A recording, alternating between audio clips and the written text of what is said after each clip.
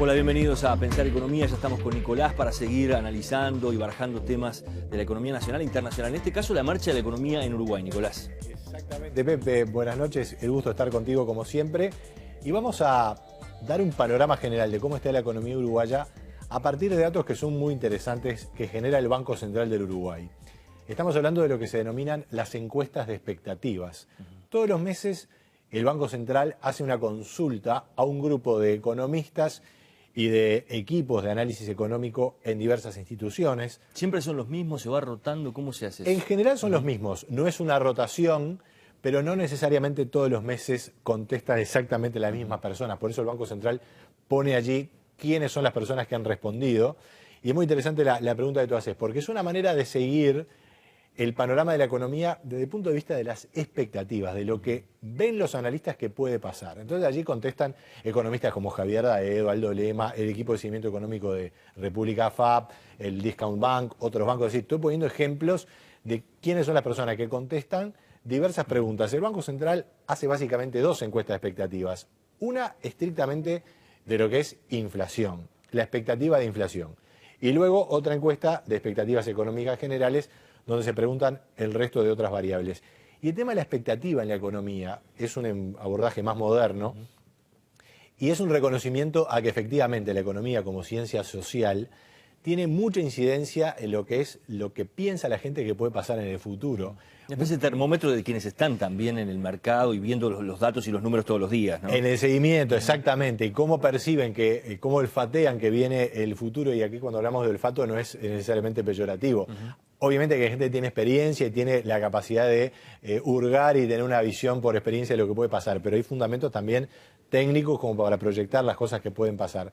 Y es importante porque, bueno, muchas veces la expectativa condiciona luego lo que realmente pasa en la economía y muchas veces incluso, se configuran lo que se llaman las expectativas autocumplidas. Bueno, si todo el mercado piensa que va a pasar algo, claro, luego termina efectivamente pasando. Porque se actúa en base a esa expectativa también. Exacto, por eso también es tan importante el trabajo de los periodistas que estamos en el área de la economía, porque concebir una información bien balanceada y objetiva de las cosas que pasan son muy importantes porque construyen expectativas también de los agentes de la economía. Y tenemos allí una placa, un esquema y un cuadro para compartir con los televidentes, bueno, justamente cómo vienen las respuestas de los analistas a las preguntas que hacen estas encuestas. Nosotros combinamos allí las dos encuestas para no marear mucho. El primer dato, el principal, ¿qué es lo que esperan los economistas respecto al crecimiento de la economía uruguaya? Decíamos que la encuesta se hace todos los meses y en el mes de abril la respuesta es una respuesta mediana, ¿verdad? La que divide en dos la parte. Hay gente que es más pesimista, más optimista. Un promedio, digamos. Es un promedio, ahí está. 3,5% es lo que estima que va a crecer la economía uruguaya este año 2013. Es un poquito menos de lo que se estimaba el mes pasado. Es decir, hay un poco más de cautela, no es tanto el optimismo que se ve, lo cual, digamos, no es un cambio muy drástico, pero dado que hay algunas variables que están generando cierta incertidumbre, sobre todo la realidad de las economías argentina y brasileña, y también el hecho de que la economía uruguaya está creciendo, pero mucho, sobre todo, fundamentada en el consumo, está llevando entonces a una moderación de las proyecciones de crecimiento. No es un mal crecimiento tampoco ese porcentaje, sí, si se compara con los últimos años. Claro, la economía venía creciendo en forma muy acelerada, tasas realmente muy altas durante muchos años en promedio, y ahora se está acercando lo que, según algunos economistas, es su crecimiento potencial. Realmente lo que la economía genuinamente y a mediano plazo puede dar, 3,5%. En cuanto a la generación de empleo, va a haber una pequeña caída. Esto en buena medida se explica porque el sector de la construcción va a tener una retracción porque termina la obra de Montes del Plata. Se espera que eso tenga un cierto recambio por obras de vivienda, etcétera, pero va a haber una cierta caída. ¿Qué pasa con las cuentas fiscales, las cuentas públicas en cuanto a el déficit fiscal, ¿verdad? El balance de ingresos y egresos del Estado? Bueno, allí también hay un poco más de alerta porque se estimaba 2,3%, ahora se estima 2,5% de déficit, que es un déficit relativamente alto, sobre todo pensando que la economía está creciendo muy bien. Allí hay un aumento entonces en la mediana de las respuestas. El gobierno estima que el déficit va a estar más cerca del 2%, todavía no hay proyecciones establecidas, ¿verdad? Pero por lo menos estima que va a estar mejor el déficit este año de lo que estuvo el año pasado, que cerró con casi un 3% de déficit. Veremos qué pasa con esto. En buena medida esto depende de la situación energética. que allí no nos genere tantos costos como generó el año pasado.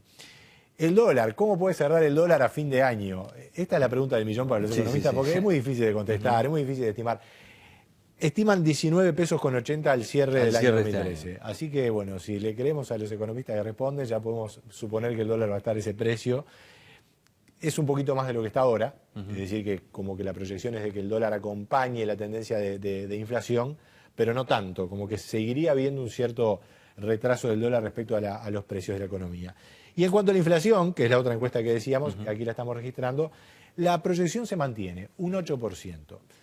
Está claramente por encima del rango meta del Banco Central, que es de 4 al 6%, pero ya no se espera que siga creciendo. Hoy la inflación está en el 8,5%, veremos qué da el dato de abril, pero los economistas no son muy optimistas de que baje demasiado, pero tampoco están esbozando que haya un aumento de la inflación, que sería ya un escenario más complicado, ¿no? Nicolás, en las últimas horas se ha conocido además un dato por lo menos curioso, que el PIT-CNT haya planteado la posibilidad de abrir bocas de venta de productos, almacenes, para tener allí como un fiel de por qué se comportan los precios como se comportan y vender a menor costo a la gente en esos almacenes que no sé cómo administraría el propio PIT-CNT. Es un tema bien interesante. La central sindical, que recogiendo experiencias de otros países, yo he investigado algo el tema, no de una forma muy cabal, pero sabemos que en Europa, y sobre todo en tiempos de crisis, esto es importante ver el origen de estos mecanismos, nucleamientos de consumidores se han justamente unido y han convenido a establecer algunas redes de suministro de bienes básicos. Cortando un poco la cadena desde la producción al mostrador, ¿no? Claro. Sacando intermediarios allí. Bueno, ahí está. No solamente sacando intermediarios, sino también intentando ver cuál es realmente el margen de las grandes cadenas de distribución en todo esto. Las grandes cadenas de distribución de alimentos, los supermercados, los pequeños comercios, agregan un valor a la economía en el sentido de lograr llevar desde los lugares de producción al consumidor los productos. Y allí hay un valor obvio y objetivo. El tema es, bueno, ¿cuál es el margen que tienen esas cadenas? El PIT-CNT sospecha de que ahí hay el margen de ganancias es muy importante. Claro, eso siempre es discutible y de hecho hoy por hoy, más allá de que hay una posición muchas veces dominante en algunos sectores de las grandes cadenas de supermercados, es un mercado bastante abierto. Por lo tanto, si hay márgenes exagerados en algunos casos, a la larga o a la corta va a haber un competidor que pueda competir con márgenes más chicos y bajar los precios. Y el PIT-CNT se mete también en digamos, un asunto a resolver bastante complicado, ¿no? Cómo mantener eso en el tiempo, cómo organizar un lugar de ventas que no se desborde, que tenga a su vez, supongo, una mecánica, una administración. Bueno, porque exactamente, y ahí está mencionando todos los costos que sobrelleva esto, que también a la larga hay que incluir en el precio, ¿verdad? Porque el precio del kilo de harina o del kilo de fideos no es solamente lo que le cuesta al supermercado ese producto, sino también todo el sistema de marketing, de salarios, de administración. No son márgenes muy altos los de los supermercados. Sí tienen la capacidad de hacer grandes economías de escala y, por supuesto, allí son empresas que generan, obviamente, mucho poder de mercado y mucha capacidad. Yo creo que es importante ver que el origen de este tipo de experiencia en Europa, en Estados Unidos, es cuando hay una gran crisis y allí los consumidores se nuclean.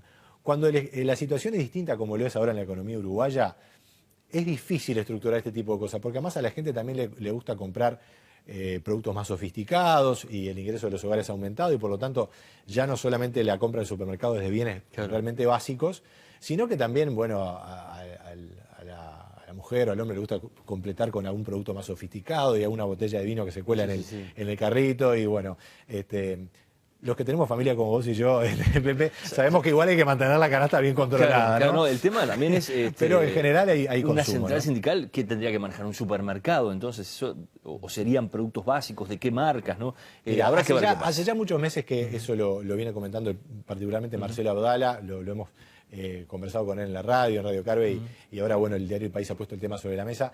Yo te diría que es más bien también un planteo del PIT-CNT como diciendo... Una señal. Estamos vigilando esto. Y bueno, se argumentaba que tal vez el 1 de mayo puede haber alguna novedad. Habrá que ver con qué sale el PIT-CNT en este caso. Hablamos un poquito del consumo, ¿te parece? Hablando de estos temas, porque, digamos, el otro lado de la moneda de lo que es la capacidad de ingreso y de consumo de las personas es el acceso al crédito. Y allí hay una empresa que trabaja en el ámbito de lo que es el crédito no bancario, que es la empresa Pronto, que junto con otras está en ese mercado y se ha desarrollado mucho, que hace un monitoreo trimestral de las tendencias de consumo. Y es muy interesante porque allí se evalúa cómo viene la predisposición justamente de las familias y de los... A endeudarse, a meterse en crédito. Efectivamente, ahí tenemos una gráfica que estamos compartiendo con los televidentes, donde se muestra el porcentaje de personas consultadas por Pronto que tiene predisposición a contratar un crédito o un mecanismo parecido para el futuro cercano. Y ustedes ven ahí claramente cómo en el año 2010, 2011, luego de salida de la crisis, la predisposición al consumo era muy alta, ¿no? Había aumentado mucho. Ya cerca de 3 o incluso 4 en un momento de cada 10 personas decían, no, tengo intención sí de conseguir un crédito o una predisposición a conseguir un crédito. Eso ha transcurrido el tiempo y actualmente ha caído mucho la predisposición al crédito. Y esto es una señal interesante porque por un lado puede preocupar que la dinámica de crédito no sea tan intensa. Por otra parte puede ser un síntoma de que las familias están entendiendo bien que la situación económica hoy, sin ser mala, no es la que era antes, es decir, un ingreso que realmente crecía mucho, ahora la cuestión se ha moderado. Y mirado desde ese punto de vista, no es del todo negativo que esta tendencia se den. Ya se había dado en momentos de la crisis financiera global del año 2008. La gente de Pronto y de otras empresas percibe esto de manera muy directa a través de estos estudios. Y realmente hay una capacidad de las familias, que obviamente cada persona y cada consumidor no es un analista económico en sí mismo, pero tiene una percepción muy interesante y muy directa de cuándo bajar un cambio y bajar un poco su exposición al crédito. Bien, nos encontramos la semana que viene. Nos reencontramos. Cerramos por aquí Pensar Economía. Los esperamos la próxima semana con más temas de actualidad.